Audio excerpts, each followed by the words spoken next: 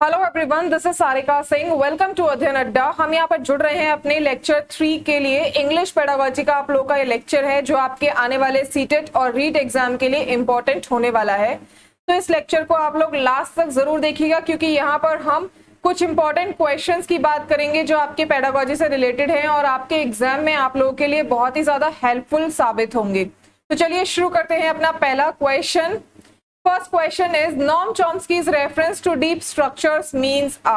Noam Chomsky ने एक reference दिया है deep structure, इसका मतलब क्या है?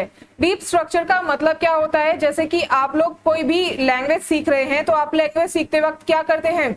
जब भी हम कोई लैंग्वेज सीखते हैं तो उसमें क्या होता है, सबसे पहले ग्रामर होती है। ठीक है, ग्रामर के जो रूल्स होते हैं उन्हीं पर बेस्ड आपका जो लैंग्वेज का फॉर्मेशन है वो हुआ है। ठीक है, तो यहाँ पर क्या है, सबसे ज्यादा उसमें क्या स्ट्रक्चर्स आते हैं, ग्रामर के स्ट्रक्चर्स जब हम सीख लेते हैं तो हमें लैंग्वेज का भी जो ज्ञान है वो होना शुरू हो जाता है। तो यहाँ पर क्या है, यूनिवर्सल ग्रामर अंडरलाइंग, यानी कि ग्रामर क्या है, मतलब हर एक लैंग्वेज में ग्रामर तो होता ही है क्योंकि ग्रामर के रूल पर ही तो लैंग्वेज का फॉर्मेशन हुआ है। ठीक है, and corresponding to an innate capacity of the human brain. ठीक है, और कहीं ना कहीं हमारे जो हमारे अंदर क्या है, हम क्या करते हैं, हम धीरे धीरे उसको सीखना शुरू कर देते हैं। हमारे अंदर ऑलरेडी एक बोल सकते हैं कि हमारे अंदर एक क्षमता होती है इसको सीखने की, या फिर हम इसको क्या करते हैं, जैसे कि आप लोगों ने देखा होगा जब शुरू शुरू में बच्चा जब बच्चा पैदा होता है तो क्या करता है, वो कुछ ना कुछ वर्ड्स बोलने शुरू करता है। तो वर्ड भी किसके अंदर आते हैं, वो ग्रामर के अंदर ही आते हैं। तो ये हमारी इनेट कैपेसिटी होती है जिसके अंदर हम क्या करते हैं, शब्दों का बोलना शुरू करते हैं, निर्माण करना शुरू करते हैं। ठीक है, next is a critical period during language learning is. जब हम लैंग्वेज को सीखते हैं उस दौरान हमें सबसे ज्यादा क्रिटिकल पीरियड कौन सा होता है? ठीक है, a special time set aside for students to intensively practise language use, the period during which language can be acquired with greater ease than any other time। किसी और टाइम के दौरान या किसी अदर टाइम के दौरान या किसी अदर टाइम के अकॉर्डिंग क्या है, हमें मतलब लैंग्वेज को एक्वायर करने का आसान सा कोई टाइम नहीं होता है। तो हमें सबसे ज्यादा दिक्कत क्या होती है, उसको एक्वायर करने में होती है। क्या होती है? नई लैंग्वेज को एक्वायर करने में होती है। ठीक है, चलिए next is When children first start to speak in sentences, their speech may be described as। जब बच्चा शुरू में बोलना सीखता है, जब उसमें सेंटेंसेस बोलना सीखता है तो वो सेंटेंसेस किस तरीके से बोलता है? मल्टीलिंगुअल भाषा में बोलता है, बैबलिंग करता है, या एक्सेप्शनली होता है, या टेलीग्राफिक बोलता है? तो बच्चा क्या करता है, बैबलिंग करता है। ठीक है, ये आपका आया हुआ क्वेश्चन है, कई बार एग्जाम्स में पूछा गया है कि बच्चा जब बोलना स्टार्ट करता है तो बैबलिंग का मतलब होता है बड़बड़ाना। बड़बड़ाना उस तरीके से नहीं है कि कुछ भी बड़बड़ाना है, बड़बड़ाने का मतलब है कि आप क्या कर रहे हैं, बैबलिंग कर रहे हैं, मतलब कुछ ना कुछ बोल रहे हैं। बच्चा धीरे धीरे करके टूटे फूटे शब्दों से ही क्या करता है, पूरा प्रॉपर वर्ड बोलना सीखता है। पहले पानी को मम बोलेगा, मम्मी मम दे दो। ठीक है, उसके बाद उसको पता चलता है कि इसको मम्मी इसको पानी बोलते हैं, तो वो धीरे धीरे उसको क्या करेगा, चेंज करना शुरू कर देगा। ठीक है, next question is which observation supports Noam Chomsky's ideas about language acquisitions। कौन सा ऑब्जर्वेशन इसमें नॉम चॉम्स्की के आइडिया को सपोर्ट करता है लैंग्वेज एक्विजिशन के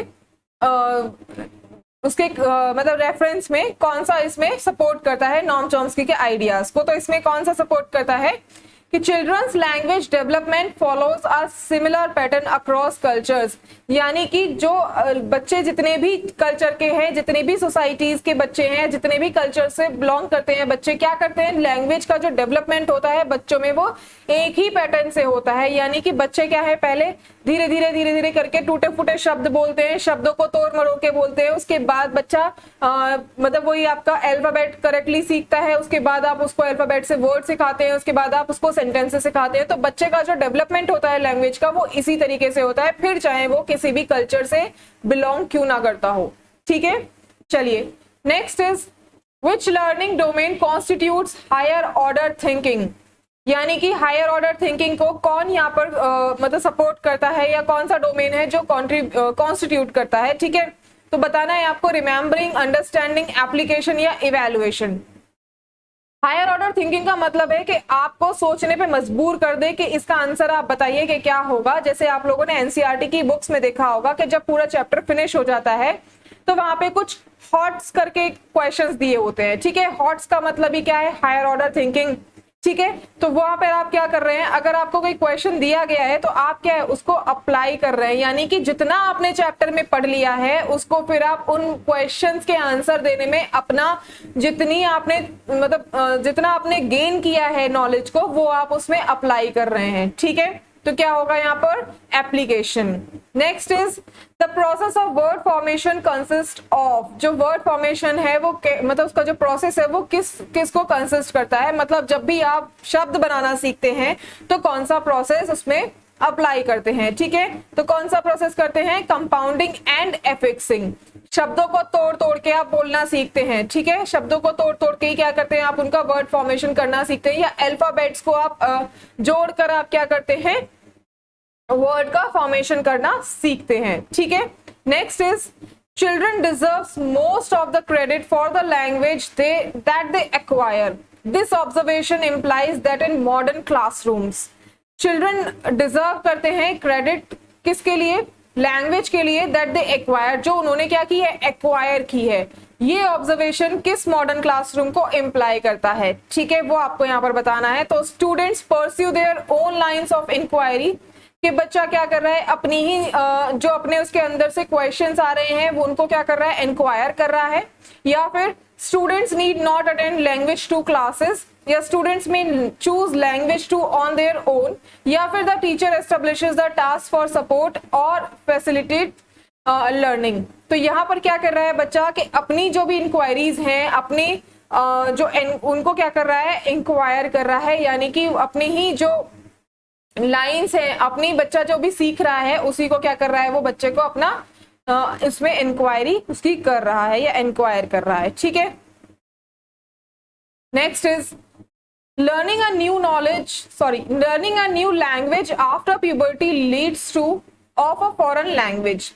नई लैंग्वेज को सीखना आफ्टर प्यूबर्टी का मतलब कि नई तरीके से किसी भी लैंग्वेज को सीखना फॉरेन लैंग्वेज में क्या करता है, difficulty in acquisition, normal acquisition, greater mastery या फिर लॉस ऑफ मास्टरी। अभी हम लोगों ने पढ़ा था कि हमें सबसे ज्यादा जब भी हम नई लैंग्वेज को सीखते हैं तो हमें सबसे ज्यादा प्रॉब्लम क्या आती है उसको एक्वायर करने में, तो डिफिकल्टी इन एक्विजिशन, क्योंकि हम उसको जल्दी से एक्वायर नहीं कर पाते, हमें उसमें बहुत सारी टर्म्स को सीखना पड़ता है। ठीक है, next is language learners learn to do by doing which activity supports this observation.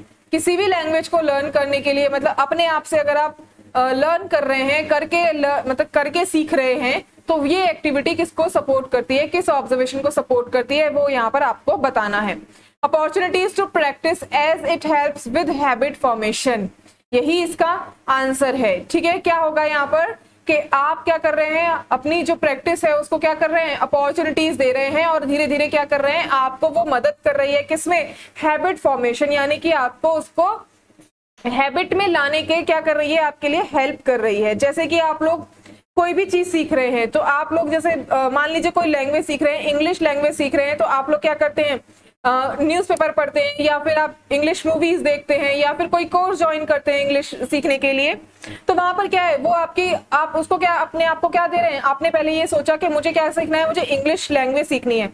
उसके बाद आप अपने आप को अपॉर्चुनिटीज प्रोवाइड करेंगे कि मैं या तो न्यूज़पेपर पढूं या फिर मैं इंग्लिश मूवीज या इंग्लिश सॉन्ग सुनूं या मैं कोई कोर्स या कोचिंग ज्वाइन कर लूं। तो ये क्या है आपके हैबिट को चेंज करेगी। आप में जब आप अपॉर्चुनिटीज देंगे अपने आप को तो आपके अंदर भी क्या होंगे चेंजेस आने शुरू हो जाएंगे। ठीक है, next is providing students can encourage second language acquisitions.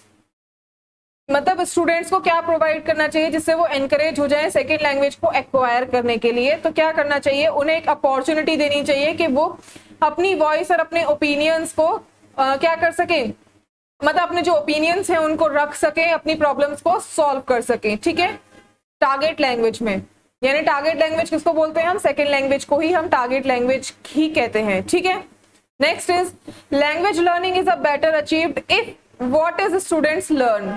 Learning जो लैंग्वेज है वो मतलब लैंग्वेज को जब हम सीखते हैं तो वो क्या है बहुत ज्यादा बेटर अचीवमेंट हो सकता है हमारे लिए अगर स्टूडेंट क्या सीख लें, क्या कर लें, is functional in terms of their life values and goals. क्या वो अपने जो लाइफ वैल्यूज हैं और गोल्स के हैं उनके टर्म्स में या उनके फंक्शंस में सीखे। या फिर इन अ कंट्रोल क्लासरूम एनवायरनमेंट, एक कंट्रोल क्लासरूम एनवायरनमेंट हो कि आप बोले कि बच्चे खड़े हो जाओ तो खड़े हो जाए, बच्चे को बोलो बैठो तो बैठ जाए, इस तरीके का कंट्रोल क्लासरूम होना चाहिए। या फिर is closer in form of and sound to their mother tongue, या फिर आप उनको क्या करें कि अपनी जो उनकी मदर टंग है उसी में आप उसको सिखाएं या उन्हें कुछ सुनाएं। या फिर help them to improve their chances to college admission, या फिर उनके जो आगे जाके मतलब आगे जाके वो कॉलेज में एडमिशन लेंगे उसके जो चांसेस हैं उसमें क्या करें आप इम्प्रूवमेंट करें, उनकी हेल्प करें कि वो बच्चा क्या है कॉलेज में एडमिशन ले सके, इसके लिए आप उसको क्या कर रहे हैं हेल्प कर सके, उसको पढ़ा रहे हैं। ठीक है, तो इसमें क्या होगा आपका फंक्शनल टर्म्स। ठीक है, इन functional in terms of their life values and goals, बच्चा क्या कर रहा है अपनी लैंग्वेज को बेटर कब कर सकता है, जब उसने अपनी लाइफ वैल्यूज को समझा हो और अपने गोल्स को जाना हो। ठीक है, next is learners lack confidence of speak in a target language in classroom where the main language of conversation is the local vernacular. This challenge can be met by learners में आप लोगों ने देखा होगा जब भी आप लैंग्वेज 2 सीख रहे हैं या फिर जिन लोगों को इंग्लिश नहीं आती है वो अगर क्लास में इंग्लिश बोल रहे होते हैं तो उनको क्या होता है बहुत ज्यादा प्रॉब्लम होता है और वो हेजिटेशन फील करते हैं। ठीक है, उनमें वो कॉन्फिडेंस नहीं होता है कि मैं इंग्लिश बोल पाऊंगा, उनको क्या लगता है कि मैं अगर बोलूंगा तो गलत बोलूंगा और जो बाकी के बच्चे हैं वो क्या करेंगे मेरा मजाक उड़ाएंगे या मुझ पर हंसेंगे, तो वो इस तरीके से क्या है उसमें एक लैक ऑफ कॉन्फिडेंस पाया जाता है। तो ये चैलेंज कब मेट करते हैं, जब आपके पास क्या हो, जब आप क्या करते हैं insisting of students using only their target language irrespective of grammatical errors enhance there vocabulary with regular feedback on their performance. ठीक है, तो क्या होता है सॉरी क्या होता है जब आप बच्चों को इंसिस्ट करते हैं कि वो बच्चा क्या है सिर्फ और सिर्फ टारगेट लैंग्वेज का यूज करे और ग्रामेटिकल एरर्स भी मतलब ग्रामेटिकल एरर भी ना करे और वोकैबुलरी भी क्या करे एनहांस करे अपनी। ठीक है, तो ये है आपका 12 का third answer. Next is generally speaking the first language is, जब भी हम लैंग्वेज फर्स्ट बोलते हैं तो हम जनरली हम स्पीक करते हैं मतलब बोलते हैं हम फर्स्ट लैंग्वेज को, तो क्या है वो। ठीक है, क्या होती है वो, marked by the accent and regional expression of the area where students grow up। ठीक है, क्या होती है फर्स्ट लैंग्वेज, जब हम फर्स्ट लैंग्वेज जो बोलते हैं वो क्या होती है, कहाँ से सीखते हैं हम फर्स्ट लैंग्वेज, भाई फर्स्ट लैंग्वेज हमने कहाँ से सीखी है, जो एसेंट हमें मिला है या जो फर्स्ट लैंग्वेज हमने सीखी है वो कहाँ से सीखी है, जब हम बड़े होते हैं तो हम अपने एरिया या अपने जितने भी आसपास का एनवायरनमेंट होता है, जितना भी हमारा रीजनल एक्सप्रेशन है या जितना भी हमारे आसपास का एनवायरनमेंट है, हमारे घर का हो गया, हमारी सोसाइटी का हो गया, हमारे एरिया का हो गया, तो हम ये फर्स्ट लैंग्वेज हम कहाँ से सीखते हैं, यही सब जगह से हम फर्स्ट लैंग्वेज को एक्वायर कर लेते हैं। ठीक है, next is vocabulary is the target language should be kept under control that is graded. This can be done by vocabulary target language। vocabulary क्या है, vocabulary is a target language, vocabulary एक target language है, should be kept under control, जिसको control में रखना चाहिए, that is graded। ठीक है, this can be done by किसके द्वारा हो सकता है ये, तो ये किसके द्वारा हो सकता है, students learning and practising in the context of real situation. जब हम वोकैबुलरी को सीखते हैं तो हम सबसे पहले जो रियल सिचुएशंस या रियल लाइफ से जुड़े जितने भी हमारे शब्द होते हैं पहले हम उनको सीखते हैं, क्योंकि हमें वो डेली यूज में आने हैं। ठीक है, और डेली यूज में आते हैं तो हमें पता भी होता है कि इस वर्ड का मीनिंग हद से हद तक हम लोग को पता होता है कि इसका मीनिंग क्या है, और जब नहीं पता होता है तो हम उसको खोजने की कोशिश करते हैं। तो क्या करते हैं हम उसको, आप कैसे कर सकते हैं, जब आप रियल सिचुएशन में हो उसी सिचुएशन में आप क्या कर सकते हैं, उसको लर्न और प्रैक्टिसिंग कर सकते हैं। ठीक है, next is according to the language acquisition theory, when there is a lack of sufficient information in the language input, there is a universal grammar that applies to all।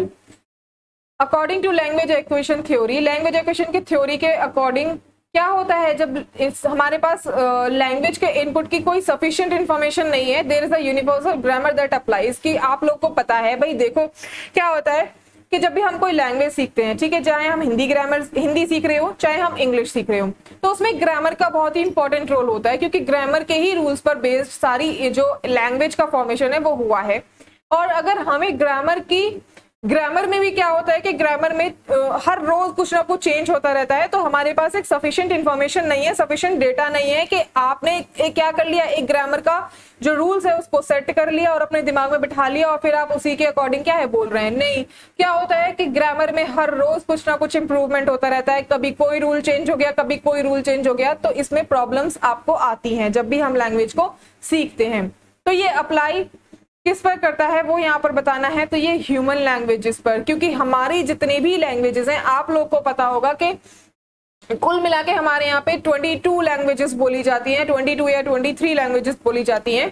तो उन सभी languages में हर रोज कुछ ना कुछ इंप्रूवमेंट या innovation हो रहा है, तो उसी से हमारे लिए क्या प्रॉब्लम क्रिएट हो रही है कि एक लैंग्वेज में अगर इंप्रूवमेंट हुआ है तो फिर वो कहीं ना कहीं तक बाकी सारी जो लैंग्वेजेस हैं जो उससे रिलेट करती है वो इफेक्ट होंगी। ठीक है, तो इसीलिए क्या होता है, ह्यूमन लैंग्वेजेस के अकॉर्डिंग क्या है, ये बहुत ही ज्यादा मतलब प्रॉब्लम क्रिएट करता है। ठीक है, तो ये हमारे आज के लेक्चर के क्वेश्चंस थे। आगे मिलेंगे नेक्स्ट लेक्चर में, आपके लेक्चर 4 में बहुत जल्दी मिलेंगे। ठीक है, तब तक आप इस लेक्चर को अपना रिवाइंड करके देख सकते हैं। आप इसको चाहे तो अगर आप लोग को पीडीएफ चाहिए तो आप लोग उसके लिए कमेंट सेक्शन में आप लोग मुझे बोल सकते हैं कि आपको पीडीएफ इसका चाहिए। ठीक है, और अगर नहीं चाहिए तो फिर वो आपकी मर्जी है। अगर आप लोग को लेक्चर अच्छा लगता है तो उसको लाइक और शेयर जरूर कीजिएगा, और अगर आप चैनल पे नए हैं तो इसको सब्सक्राइब करना बिल्कुल मत भूलिएगा, ताकि आप लोगों को एक इसी तरह की आप लोग को इंटरेस्टिंग और अच्छी खासी वीडियोस आप लोग को मिलती रहे। तो thank you so much everyone.